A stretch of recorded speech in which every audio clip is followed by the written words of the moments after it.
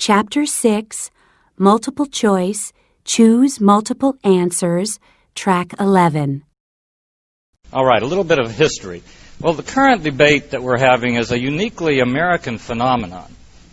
Uniquely American because voting machines don't exist in most of the rest of the world, including Western Europe, where one might think we find them. We really only have voting machines, I think about a third or a half of South America uses voting technology. Holland does, because there's a machine manufacturer there. And the whole country of India uses electronic voting machines, which is quite interesting. Those machines are made by the Indian government.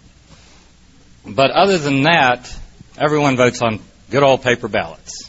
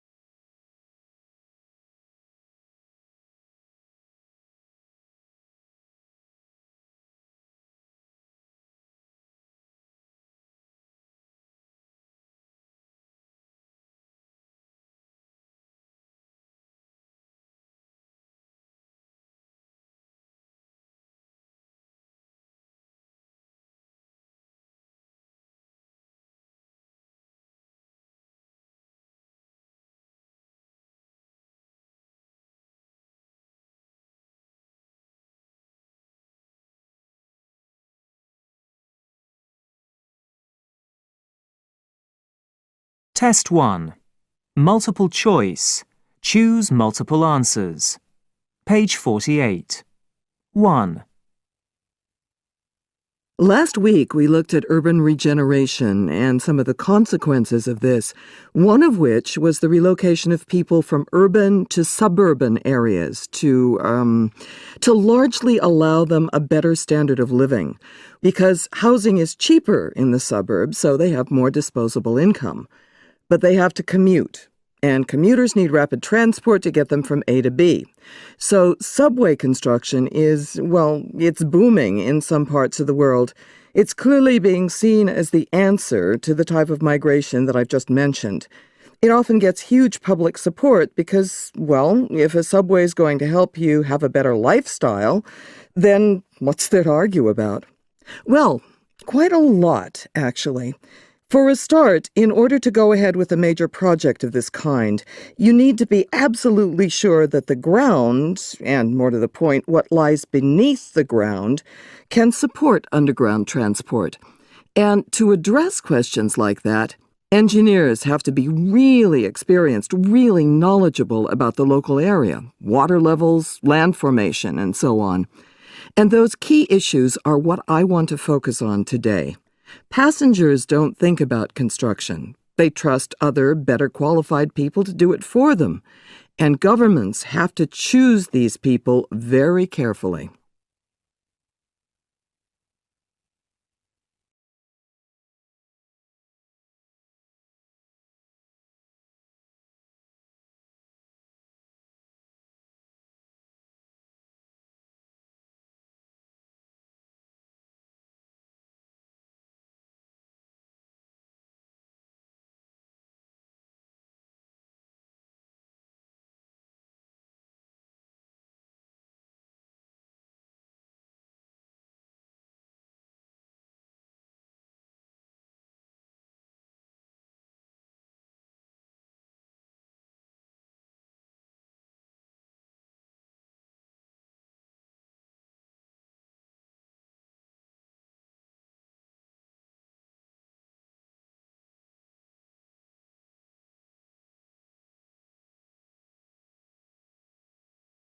2. In places where there's been serious community tensions, Brickendon's a good example of this. There were 250 reported incidents there in 2009, often to do with neighbours and arguments, but criminal activity too. And the police will tell you that if you leave residents to sort things out for themselves, the number of incidents rises. It doesn't fall. So the local council realised that they had to do something. So they went round to people's houses and met them and their neighbours and talked to everyone and got a general idea of what the local concerns were. If there were extended families involved, they looked at those particular families more closely and all the relatives and got some of the family intervention services to talk to them. And there were some very positive results. You can pick out the hotspots, the main areas for crime. But the hotspots don't tell you what causes the crime in the first place, and so don't address the issues. So this proactive, more direct approach by the council worked well. And this was followed up with other quite practical solutions like cleaning up the area, getting rid of debris in alleyways and just making the place somewhere more agreeable, more livable.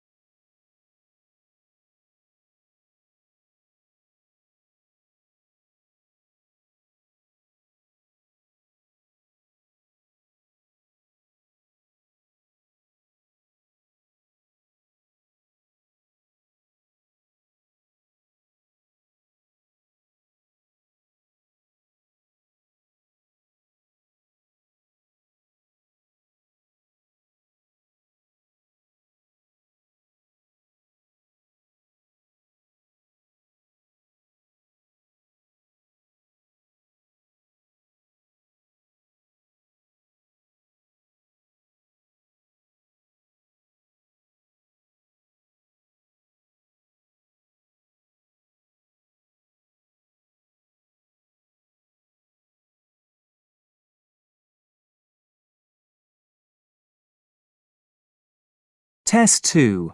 Multiple choice. Choose multiple answers. Page 82. 1.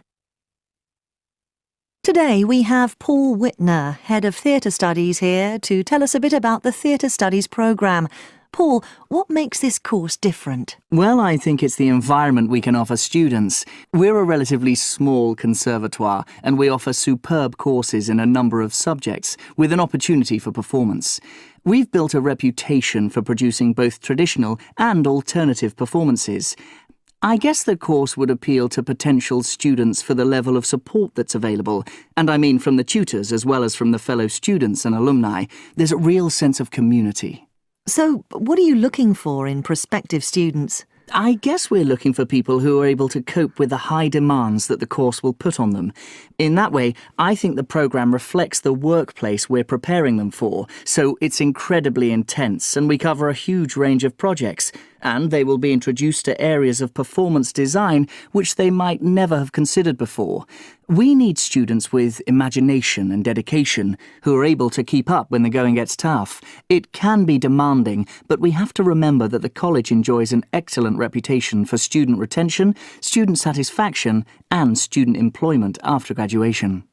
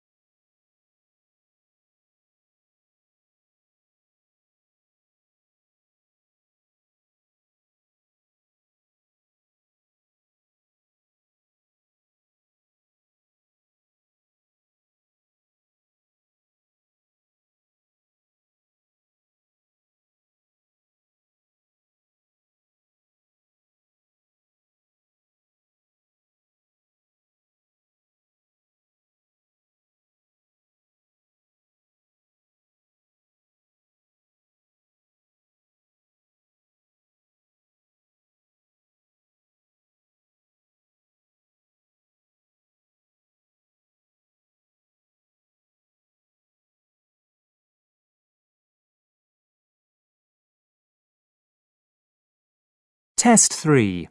Multiple choice. Choose multiple answers. Page 109. 1. I'd like to start this lecture on the use of technology in education by talking about a subject that's probably close to all your hearts, which is the way that student work is graded. And specifically, I want to talk to you about some of the ways written assignments or essays are marked. Well, as you all know, traditionally writing done by a student is checked, marked and graded by a teacher, a tutor, or, in some situations, an examiner. In other words, a real person. Software to mark essays has been in development for some time, and grading software on computers is already used by some universities to mark exams, but it is still viewed with suspicion by some. How can a computer mark an essay, they ask?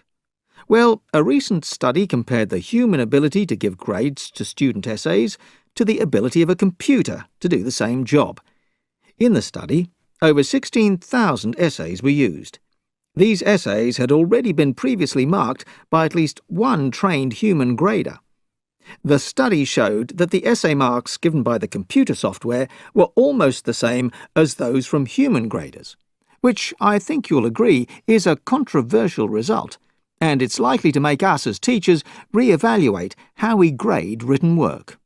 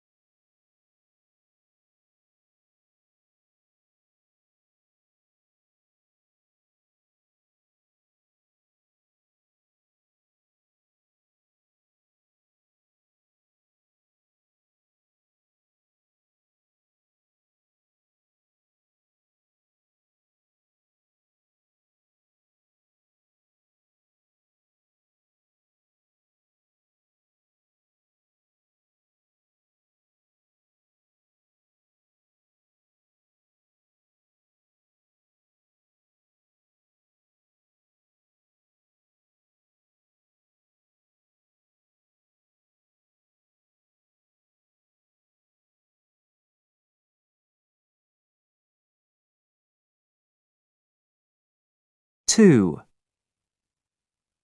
A further example of endangered species is the shark. Around 40 million sharks are killed each year. That's quite a lot. Consequently, the number of sharks is decreasing.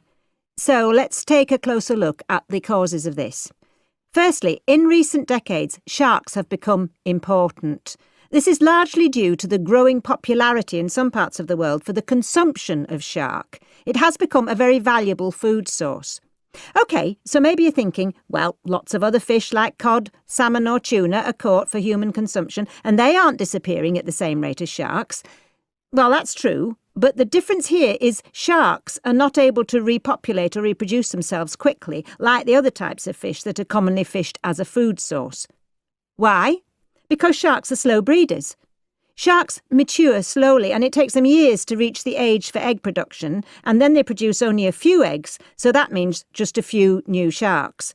Humans have a 9-month pregnancy or gestation period, whereas some shark species are thought to have extremely long gestation periods, as long as 3 years. This makes them much more vulnerable and in danger of dying out than many other fish species.